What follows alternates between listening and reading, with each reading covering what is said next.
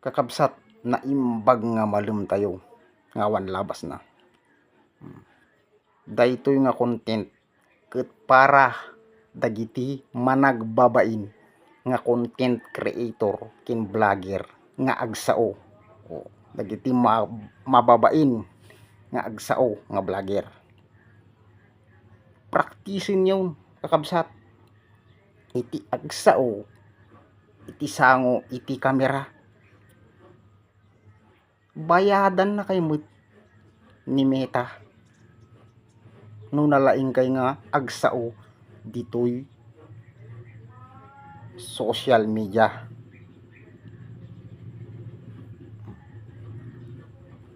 No nalaing kay nga agsao iti personal, awam mo't bayad yaw. Ditoy yung nga ipakat iti kinalaing yaw nga agsao. Kunak manin awan bayad na no personal laeng iti kinalaing mong agsao. Dito mo nga ipakat kakabsat.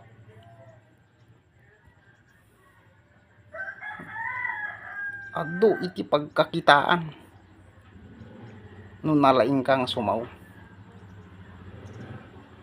No vlogger ka, dapat haang ka managbabain nga agsao iti sango iti kamera. So praktisin nyo no kakabsat. Bayadan na kayo ni Meta,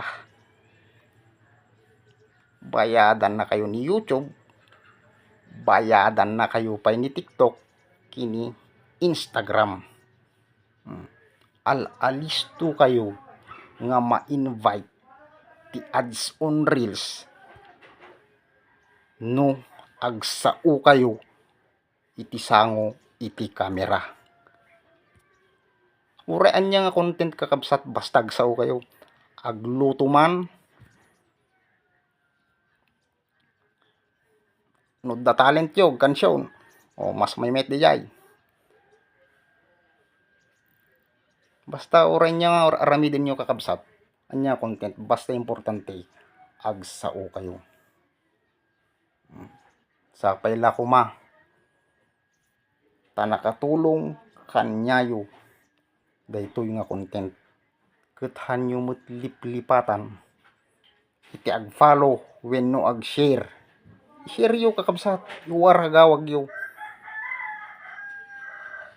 Takita ek mamag no anya iti pakadkadanunan na daytoy nga content ko. So haan kayo nga agbabain no content creator kayo wenno vlogger kayo. Agsao kayo kakabsat. Tapno umado iti followers yo ken makilala kayo iti social media. Kakabsat. So sapay la kumata na adalan kayo kakabsat. So thank you for watching.